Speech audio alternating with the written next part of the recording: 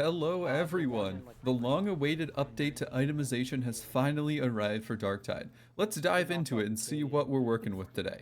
The main part of this new update is the itemization changes. There's a lot of nuts and bolts to this system, but it primarily boils down to this. At the Shrine of the Omniscience, we now have the ability to improve the stats of our weapons up to a new max potential stat each individual weapon has. If you find some crappy common item but see it's got amazing rolls for max stats, you can now upgrade it at the shrine and bring that bad boy up to its max power. This is going to make it a lot easier to get a perfect weapon for your playstyle. Mastery is the other side of this new weapon system. As you play with a weapon, you gain experience with it. You can also sacrifice a weapon to gain experience with it as well. As you gain this mastery experience, you earn blessing points, which allow you to manually unlock blessings and level the blessings up for the entire weapon class. This system is not entirely replacing the previous weapon blessing system, it's just adapting it, and I love it. Next, we've got a new mission type, the first operation game mode. I played a couple missions on the train, and, well, let's be honest, a train mission with a race against time isn't anything particularly new or innovative, but it's a great change of pace from the regular missions. I like it a lot, and the fast-paced nature of it does give a new challenge to players who already were playing at the highest difficulty and were finding it pretty easy. There's never a moment to rest or catch your breath with this mission. It is action-packed right from when you drop in all the way to the end. We have finally got a party finder for those with trouble hitting the merge strike team button at the end of the mission. Seriously though, it is a nice feature, but in my personal opinion, it's just kind of not necessary. I don't think anyone really had an issue finding a party, and it's not like you didn't get squatted with people already when you launched a mission, so it's a bit of a miss for me, but it's still something nice to have that won't get in the way if you choose to not use it. A new story special event has dropped as well. A portion of the Mobian 21st has been infected by the Blight. This effectively is granting Poxwalkers light armor, and I didn't really experience this as an increase in difficulty, but the weapon I was using did happen to be armor piercing. So, maybe it was just me. I gotta trust it out more with something that's blunt or slashing. I'm sure it would be different then. But, you just aim for their head still. It's probably a one-shot kill. It's a Poxwalker after all. Anyways, the design is pretty cool. The infected soldiers appear far closer to regular dudes than Poxwalkers, which is a nice touch since they haven't been recently infected. When I booted up a mission with them, I expected just regular Poxwalkers with light armor, so, it's better than what I was expecting, but, in all fairness, it's not like it's too crazy. It's not like Fat Shark really, went above and beyond for that. The event itself requires recovering scriptures and grimoires for a significant plasteel, diamantine, and cash reward.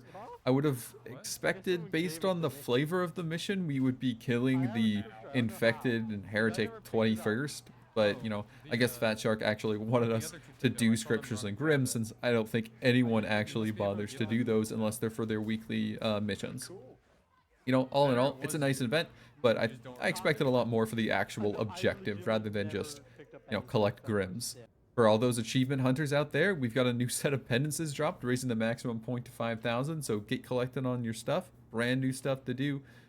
Pretty easy as well. I took a quick look, and, nothing's crazy in there. Half a dozen weapon classes were added to the non-Ogren classes to round out the regular weapon roster.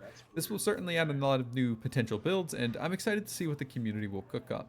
And finally now, bulk discard as well. I'm the type of person to immediately scrap or use anything I get, so, personally this doesn't really affect me, but I'm sure the hoarders out there will absolutely love this. That, and, anyone who just buys 500 weapons at the weapon shop. Lots of weapon changes come with this update as well. I'll quickly go through them. The Thunderhammers are getting buffs to their heavy attack damage against armor, better light attack powers, and, better heavy attack power as well. The Crucius Mark II specifically is getting a whole host of changes that lowers the overall stun, increases the reach, and overall improvements to the light attacks.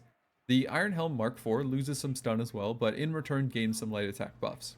Bolt guns and bolt pistols are changing, sway intensity is lowered, armor damage is increasing, hit scan improvements, and more. Devilclaw swords receive a minor buff to their block duration, and the Slab Shield now blocks ranged while pushing, which I kinda already thought it did, but I guess it didn't. That's a good change. I just thought it already did that. But, I don't play Ogren too much, so who knows. Speaking of Ogren, the pickaxes now hit a lot faster, the stub cleaves better. For the veteran, the combat axes gain a variety of buffs to their anti-armor capabilities. Hellbore lasguns use less ammo, and the Mark 15 Eviscerator swings a bit faster. Chain axes also get some mobility boosts, and a few other bug fixes with various weapons. The weapon blessing lineup has also been changed overall, with a bunch of brand new blessings for some of the classes, and a bunch of pre-existing blessings added to new types as well. In total, 22 weapon classes are going to receive anywhere from 1 to 4 new blessings. On to the class changes now. Psychers have had some rework with a slight change to their perk tree layout and brand new nodes being added, which are pretty significant boosts that are really going to boost the viability of Psychers in different builds. Veterans saw a small number of changes with overall boosts. Ogre and Zealot perks will see changes that primarily will be granting more damage and toughness. As far as the class perks go, almost nothing got nerfed, while the stuff that got buffed saw fairly significant buffs. I love this strategy by Fat Shark. Buff everything to be equal to the best, rather than nerf the best to be equal to the worst.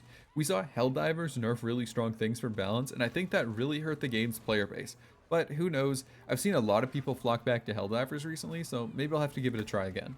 The final section of our patch notes is just bug fixes, and a lot of them to be fair. I won't get into the specifics on these, but feel free to check them out yourself. Now to the most important part.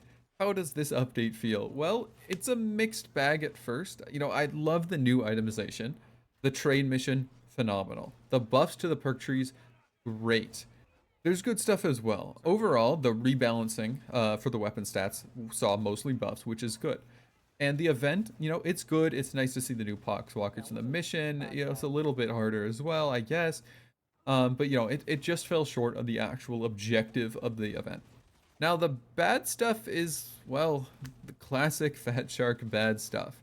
The servers are terrible right now. It's constant lag, frequent disconnects, and poor frames are running rampant. Now, in defense of Fat Shark, this this happens every time, but they clear up these issues pretty quickly after an update releases. So expect pretty much all of those issues I just said to be completely gone within just a couple of patches. We already had one patch that dropped yesterday that fixed a ton of the issues I was experiencing. I just don't understand. For some reason, and I just don't get this, it feels like Fat Shark doesn't bug test their updates, considering pretty much every major update that releases makes the servers feel like they're running on hamster power for a week. I'm not quite sure what's really happening there, but I hope that this doesn't, continue as a trend into future updates.